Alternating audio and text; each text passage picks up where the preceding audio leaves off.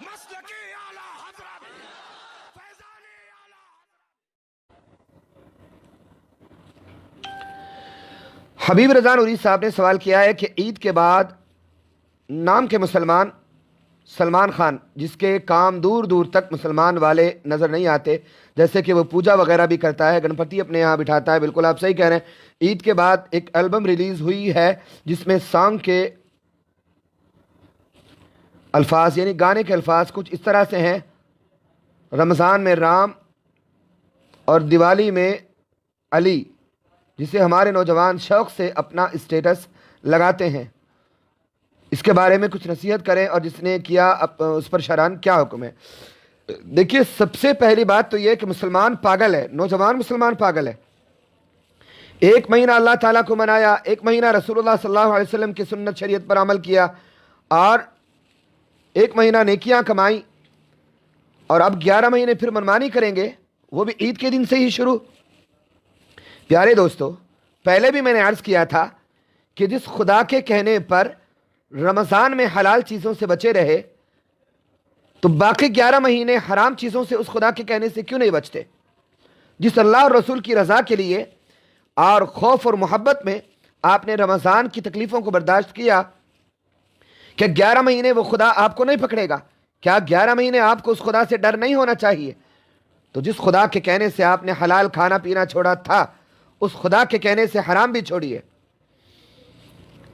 ورنہ وہی خدا جس نے رمضان میں آپ کو ایک ایک نفل کا ثواب فرض برابر دینے کی بشارت دلوائی تھی اپنے نبی سے، اور نفل کا ثواب فرض برابر کر دیا تھا، بے شمار فضیلتیں برکتیں رحمتیں دینے کا وعدہ کیا تھا، وہی خدا جو رحمت والا ہے، وہی خدا غضب والا بھی ہے، وہی خدا قہر والا بھی ہے۔ تو جس خدا کی مان کر رمضان میں حلال کام، حلال کھانے پینے کی چیزیں چھوڑ دی تھی، تو اسی خدا کے کہنے پر اب 11 مہینے عمل کیوں نہیں کرتے؟ اب رہی دوسری بات کہ سیدھی سی بات میں لمبی چوڑی نہ کہتے ہوئے عرض کر دوں، المرء مع من احبہ، جو انسان جیسے لوگوں سے جیسے کاموں سے محبت کرے گا، آخرت میں بھی انہی کے ساتھ اٹھایا جائے گا۔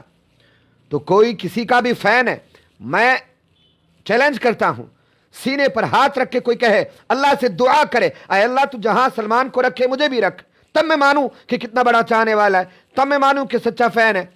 ہے کوئی مسلمان ایسا جو سینے پہ ہاتھ رکھے اللہ سے دعا کر کے کہے کہ اے اللہ جہاں تو آخرت میں سلمان کو رکھے مجھے بھی رکھنا؟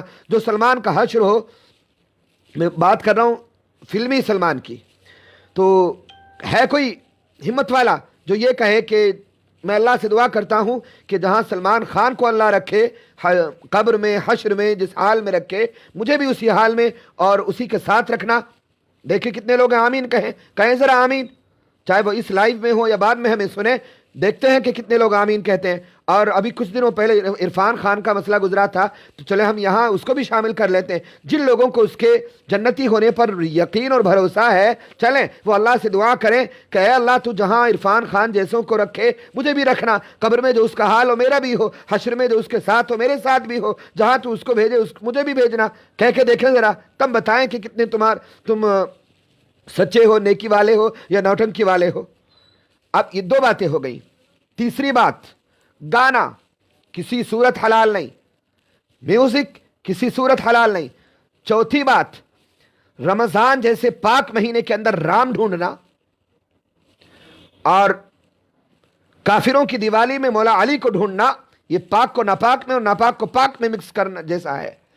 قرآن کریم کی آیت کی طرف میرا ذہن جاتا ہے، اللہ تبارک و تعالیٰ ارشاد فرماتا ہے، قُلْ لَا يَسْتَوِي الْخَبِيثُ وَلَا الطَّيِّبُ، اے محبوب کہہ دو کہ گندا اور ستھرا برابر نہیں ہو سکتے۔ ایک اور آیت میں اللہ تبارک و تعالیٰ نے ارشاد فرمایا ہے، لِيَمِيزَ اللَّهُ الْخَبِيثَ مِنَ الطَّيِّبِ، اللہ تعالیٰ تو ناپاک کو پاک سے الگ رکھنا چاہتا ہے۔ تو رمضان اللہ کی عبادت کا مہینہ ہے، اسلام نے دیا ہے، پاک مہینہ ہے، رام نام کا کوئی وجود نہیں میں مانتا، اور تھا بھی تو وہ اللہ والا نہیں، نہ خدا تھا نہ خدا والا تھا۔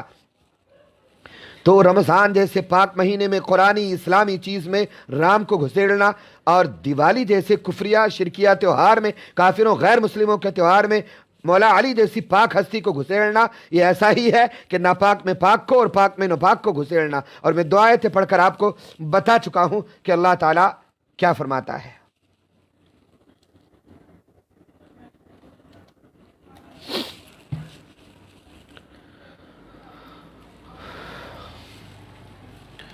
तो होश के नाखुन लो, जो अल्लाह ताला की रज़ा के लिए रोज़ा रखेगा, अल्लाह ताला की रज़ा के लिए नमाज़ें पढ़ेगा, वो हर मामले में अल्लाह से डरेगा, हर मामले में अल्लाह रसूल की बात पे अमल करेगा। वरना ये खाली ढोंग और दिखावा रह जाएगा कि रमज़ान में तो मुसलमान बन गए, नमाजी बन गए, रोज़ेदार बन गए, लेकिन फिर वो ये हालात तो यानी अंदर से नहीं बदले। और ऐसे लोगों की भूख प्यास की अल्लाह को कतअन ज़रूरत नहीं। खाली भूखा प्यासा रहने का नाम रोज़ा नहीं है, यह हम पहले भी आपको सुना चुके हैं।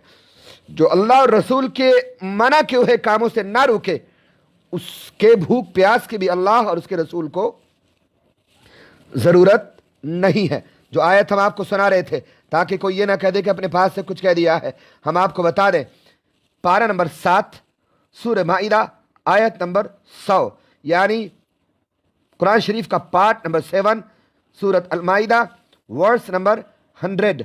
अल्लाह ताला इरशाद फरमाता है, महबूब तुम कह दो कि गंदा और सुथरा बराबर नहीं है। से you the dirty and clean are not equal.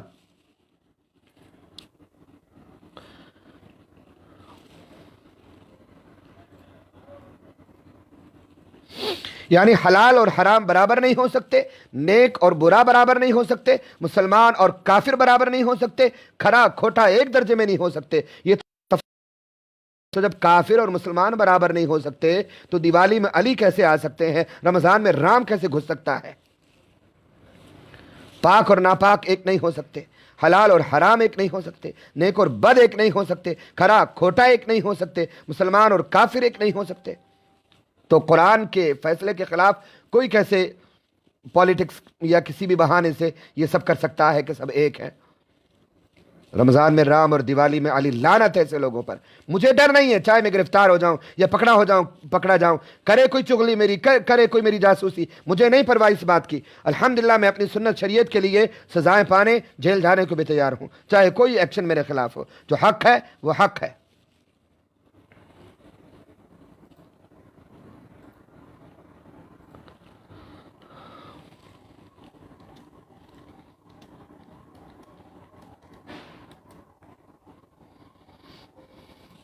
और दूसरी आयत जो मैंने आपको सुनाई थी वो पारा नंबर 9 सूरह अनफाल आयत नंबर 37, यानी पार्ट नंबर 9 सूरत अल अनफाल वर्स नंबर 37।